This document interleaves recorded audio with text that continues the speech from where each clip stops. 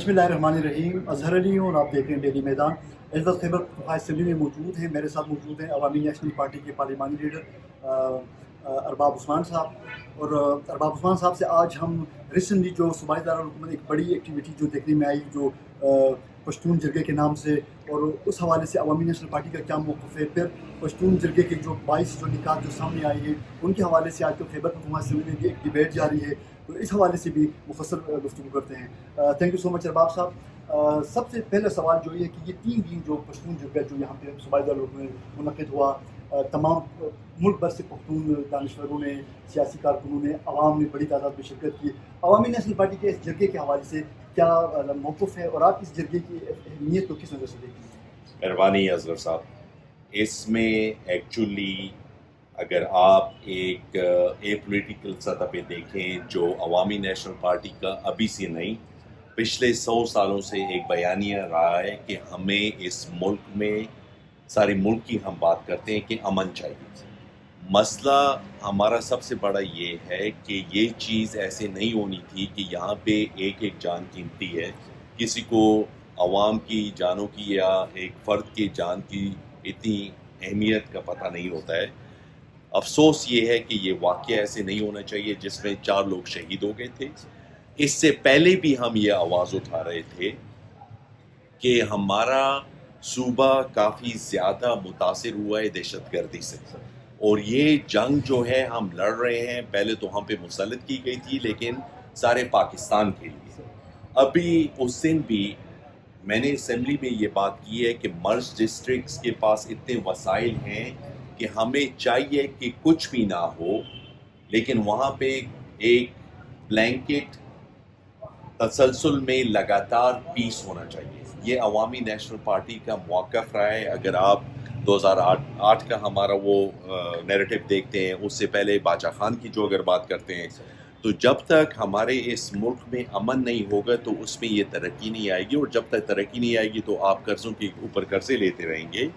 تو اس میں آپ ابھی دیکھیں کہ ہم بنگلہ دیش سے بھی کافی پیچھے رہ گئے. میں ہمیشہ بنگلہ دیش کی مثال دیتا ہوں. دوسری بات اس میں یہ ہے کہ پی ٹی ایم والوں نے جو ابھی نکات اپنے پیش کیے ہیں بالکل وہ جائز ہیں. اس میں اکثر چیزیں ہمیں چاہیے کہ سنجیدگی سے اس پہ غور کریں. میں اس ٹائم کریڈٹ پی ٹی آئی والوں کو بھی دوں گا کہ ان کا چیف ایگزیکٹو سی ایم جو ہے وہ بھی فور فرنٹ پہ آیا ہے، اور ایک آپ نے تاریخی چیز دیکھی ہوگی کہ ساری پارٹیاں اس میں ملی ہیں. وفاق بھی ہمارے ساتھ آن بورڈ ہے، اور ایسا چاہیے بھی ہوتا ہے کہ وہاں پہ ایک تو ان کی شرطیں امن چاہیے، دوسرا انہوں نے بجلی کے مطالبات کیے ہیں، باقی جو چیزیں انہوں نے مانگی ہیں. دیکھیں افغانستان ٹریڈ سے آپ کا روزانہ 1 ارب روپے کا نقصان ہو رہا ہے، آپ وہ برداشت کر سکتے ہیں؟ دوسرا جو وسائل ہمارے پاس ہیں اس میں حق پاکستانیوں کا اور ان کا آتا ہے. تو بکار ہے کہ ابھی تک ہمیں وہ وسائل ہم نے بروئے کار کیوں نہیں لائے، ان کو ایکسپلوئٹ کیوں نہیں کیا ہے. ہم گولڈ مائنز کے اوپر ورچولی بیٹھے ہوئے ہیں، فیگریٹیولی اسپیکنگ آپ کو کہہ رہا ہوں. آئل اینڈ گیس یہاں پہ ہے تو وہ بھی ان کا جائز ایک حق ہے. اسی کے ساتھ کوئی بھی یہ نہ سمجھے کہ پاکستان میں امن زبردستی لایا جا سکتا ہے یا کسی کے اوپر ایسے ظلم کر کے یا بندوق کے ذریعے یہاں پہ ہم امن لا سکتے ہیں یا اسے برقرار رکھ سکتے ہیں. تاریخ اس کی ہمارے اس لحاظ سے ہمارے سامنے پڑی ہوئی ہے. تو پھر اس کا سلوشن یہ ہے کہ پی ٹی ایم والی بھی چونکہ یہ چاہتے ہیں، ہمارے ادارے بھی یہ چاہتے ہیں، تو ہمیں چاہیے کہ ہم لوگوں کو، پبلک کو آن بورڈ لیں اور اس پہ یہ ذمہ داری پبلک پر بھی ڈالیں، اور ساتھ ہی ہم اس کی یقین دہانی دیں کہ جب تک ہمارا گھر ان آرڈر نہیں ہوگا، اس میں پیس نہیں ہوگا، تو آپ کو کوئی بھی اس کی وجہ سے اہمیت نہیں دے گا. جب ہم خود اپنے آپ کو مضبوط کریں گے، اور ہمارے پاس جو وسائل ہیں، ہمارے پاس جو ایٹمی ہتھیار ہے، ہماری جو فوج کی قوت ہے، لیکن افسوس کے ساتھ ابھی تک ہم اس کو ایسے بروئے کار نہیں لا سکیں، جس کی وجہ سے خاص کر ہمارا جو سب سے بڑا اثاثہ ہے وہ ہماری آبادی ہے. میں اسے اثاثہ سمجھتا ہوں کہ وہ ینگ آبادی ہے کہ اسے استعمال کر سکیں. ارباب صاحب، اب ایک سوال یہ بھی سامنے آیا ہے کہ جرگے کی جانب سے جو 22 نکاتی اعلامیہ جاری ہوا ہے، وہ اور جرگے میں 2 طرح کے جو پشتون جو وہ مندوبین شامل تھے. ایک وہ جو پارلیمانی سیاست میں جن کا حصہ ہے،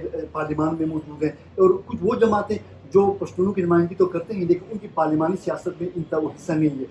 اب سوال یہ پیدا ہوا ہے کہ وہ جماعتیں جو پارلیمان میں موجود ہیں, جو پارلیمان کی سیاست کرتے ہیں, ان کے لیے بھی کیا وہ 22 نکات, وہ 22 کے 22 نکات قابل قبول ہوں گے کہ وہ انہی نکات کو لے کے اسمبلی میں آگے اور یہاں پہ ایک ریزولوشن کی صورت میں پھر اس کو وفاق کے سامنے پیش کرے. تو اس حوالے سے کوئی مشکل تو آپ جیسی جو پولیٹیشین کے جو پارلیمان کی سیاست کرتے ہیں کوئی مشکل تو پیش نہیں آئی؟ دیکھیں میں اس کا جواب بڑی سمپلی آپ کو یہ دوں گا کہ جہاں بھی آپ کی نیگوشیشنز ہوتی ہیں تو اس میں آپ کنورجنس کو دیکھتے ہیں کہ کون سے پوائنٹس ہمارے لیے ایکسیپٹیبل ہیں, اور ہم پریکٹیکلی اس کو ایک جامع دینا چاہتے ہیں. اس سے میں نے یہ کہا ہے کہ کمیٹی بن جاتی ہے, پھر کمیٹیوں کا پتہ بھی نہیں چلتا ہے. تو اس میں جو بھی جائز چیزیں, اور مجھے کافی ان کی جائز چیزیں لگ رہی ہیں جس میں تمام سٹیک ہولڈرز کا فائدہ ہوگا. ہم سب چاہتے ہیں, اور صرف ہم انسٹیٹیوشنز پر اس کی وجہ سے نہیں ڈالیں گے. اگر وہ بھی یہ چیز چاہ رہے ہیں تو we'll get them on board with this thing, کہ آپ پر بھی یہ ذمہ داری آئے گی. اور بالکل ہم اس میں دیکھیں گے کہ جو جائز مطالبات ہیں, یہ ضروری نہیں ہے کہ سارے ان کے جائز ہوں گے. جو بھی ایک پریکٹیکل چیز ہے جس میں سب سے پہلے جب آپ اپنے پوائنٹس کلیئر کر لیں, اپنے مقاصد کلیئر کر لیں, تو پھر چیزیں حل ہو جاتی ہیں, کنورجنس آ جاتی ہے. تو چاہیے, مجھے ایسا لگ رہا ہے کہ جو چیزیں یہ مانگ رہے ہیں وہ ادارے بھی مانگ رہے ہیں, ہماری فوج بھی ہو جا رہی ہے, ہماری اپنی فوج ہے. اور ابھی یہ ٹائم آ گیا ہے کہ ہم ملکی مفاد کے لیے, قومی مفاد کے لیے فیصلے کریں, اور نہیں کریں گے تو سب سے زیادہ نقصان بھی فوج کو ہوگا, اور سب سے زیادہ اگر فیصلے کریں گے تو فائدہ بھی ان کو ہوگا. تو اس میں ہم کمیٹی تشکیل دی ہوئی ہے, ہم اس کا پورا جائزہ لیں گے, اور میں اس میں یہ چاہوں گا کہ پریکٹیکلی ان کو امپلیمنٹ بھی کریں, نہ ہو کہ صرف کاغذی کارروائی ہو, اور اس میں ون ون سچویشن کی بیس پر جس میں سب کا فائدہ ہو, ہم ایک یہ پروگرام امپلیمنٹ کر سکتے ہیں. ارباب صاحب, تو کب تک ہم یہ توقع کریں کہ جو 22 نکات اسمبلی ریزولوشن کی صورت میں یہاں سے جب آپ وفاق لے کے جائیں گے تاکہ ان پر عمل درآمد کا مرحلہ پہ شروع ہو سکے, تو کب تک یہ ممکن ہو سکے گا؟ دیکھیں, اس میں پورے ہاؤس کی کمیٹی تشکیل دی گئی ہے, اور پھر ہمارے جو مرج ڈسٹرکٹس کے نمائندے ہیں ان کو ہم نے خاص طور پر اس میں ڈالا ہے, پارلیمانی لیڈرز اس میں ہیں. میں جنرلی جو بات کرتا ہوں تو اس دن بھی ان سب کو چاہیے, اور کافی ذمہ دار لوگ اس میں ہیں. میرا خیال ہے کہ سب کو اس چیز کا احساس ہے کہ یہ جلد از جلد ان کی فارمولیشن, کنسالٹیشن اور پھر امپلیمنٹیشن ہونی چاہیے. چونکہ آپ کو پتہ ہے کہ پاکستان میں افسوس کے ساتھ چیزیں ٹائم پہ نہیں ہوتی ہیں, اور پھر جب گورنمنٹ کی بات آتی ہے تو پھر تو ایسے ہوتی نہیں ہے. تو میری یہ توقع ہوگی کہ سارے اسٹیک ہولڈرز اس کو سنجیدہ لے رہے ہیں, چاہیے بھی ہے کہ اس کو ہم سنجیدہ لیں, اور فوری طور پر اس سے انٹیریئر منسٹری کے ساتھ ہم کوآرڈینیشن شروع کریں.